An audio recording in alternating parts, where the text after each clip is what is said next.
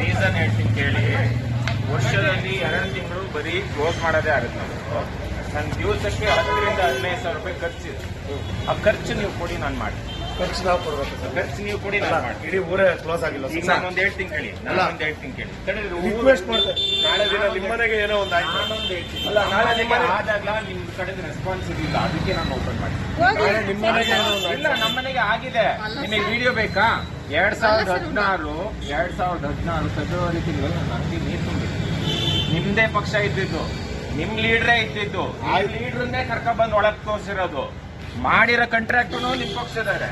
ಅವ್ರ ದಸಿಂದ ನಾನ್ ತಿಂದೆ 30 ಲಕ್ಷ ರೂಪಾಯಿ ಲಾಸು. ಕೊಡ್ಸಿ ನಂಗೆ 30 ಲಕ್ಷ ರೂಪಾಯಿ.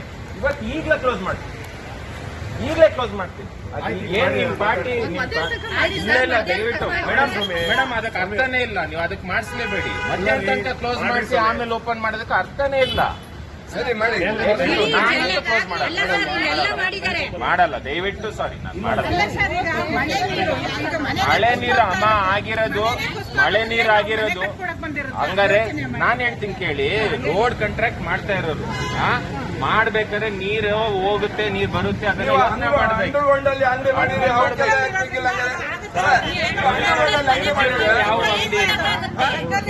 ಯಾವ ಅಂಗಡಿ ಯಾರು ಮಾಡಿದ್ದಾರೆ? ಅಲ್ಲಿ ಅಂಗಡಿ ಇದೆ.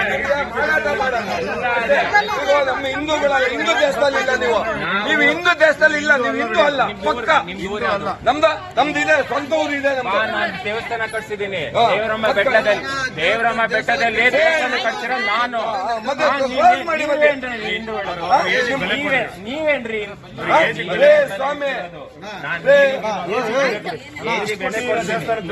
ಬೆಲೆ ಕೊಡ್ತೀನಿ. ಮರ್ಯಾದೆ ಕೊಟ್ಟು ಮಾತಾಡಿ. ಮರ್ಯಾದೆ ಕೊಟ್ಟಿದ್ದು ಹೇಳಕ್ಕೆ ಹೇಳಿದ್ದು ಇಲ್ವಾ? ನಾವೇನ್ ಆಯ್ತು, ಹೋಗಿ ಒಳಗೋಗಿ, ಒಳಗೋಗಿ. ಏನ್ ಮಾಡೋದು ನಮ್ಗೆ ಗೊತ್ತಿದೆ.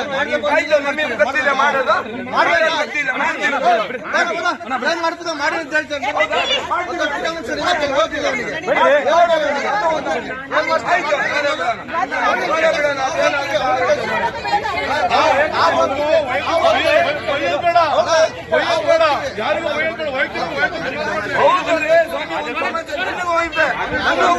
ಸಮಸ್ಯೆ ಆಯ್ತು,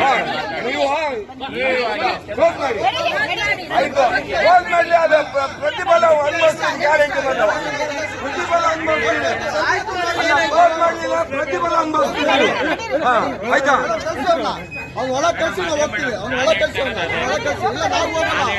ಇಲ್ಲೇ ಇರ್ತೀವಿ ನೋಡ. ನಾನು ಹೇಳ್ತಾ ಇರೋದು ಅದೇ.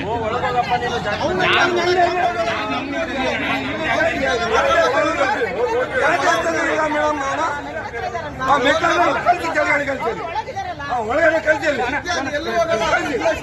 ನೋಡ್ಕೊಂತೀನಿ. ನೋಡ್ಕೊಂತ ಹೇಳಿದಲ್ಲ, ನೋಡ್ಕೊಂತ ಹೇಳಿದಲ್ಲ.